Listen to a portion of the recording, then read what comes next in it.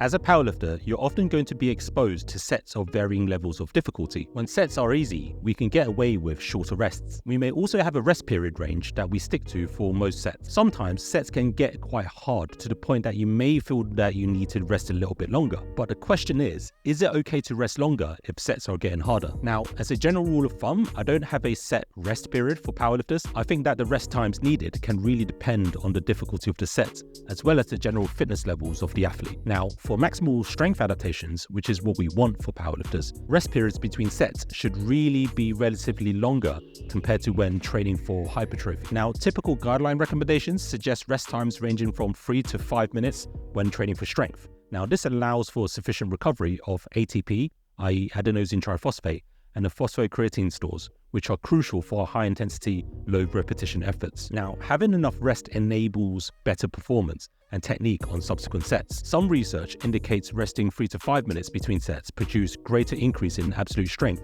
compared to shorter rest periods.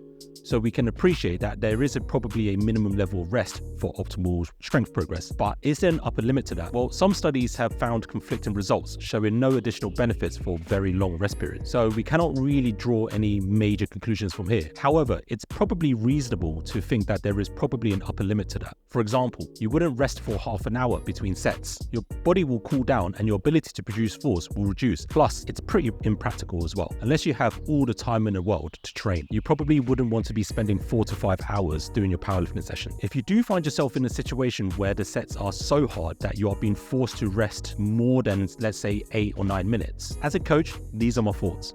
Either your perception of the necessary amount of rest that you actually need is skewed, i.e. you might be a little bit lazy, or you probably need to reconsider the prescription of your program. It may well be that either the intensity prescription is too high, in which case the solution may be to reduce the intensity, or that there may be too many reps attributed to each set, in which case the solution may be to spread the reps over more sets. The closer proximity to failure that you train a set to, the longer you have to rest and the higher the absolute and relative intensity that you end up making that set, which can snowball in a session. Assuming that you are resting sufficiently within that appropriate rest time, it may well be a programming issue. Now, if it is a cookie cutter program, you may want to consider adjusting the intensity scheme or even consider the suitability of that program if it's a reoccurring issue. If you do have a coach, you may want to bring this up to your coach, as your coach is likely going to take this observation into consideration when making future programming prescriptions. Now, at the end of the day, this is how coaches learn from your responses to training prescriptions and make better decisions long term. So generally speaking, 3 to 7 minutes is really the range of rest that I would consider taking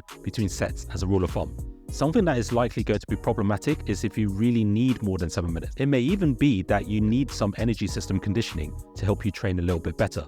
And this may apply to you if you actually have very low baseline level of aerobic fitness. So I hope you guys found this useful. Click like, subscribe, and I will see you guys on the next one.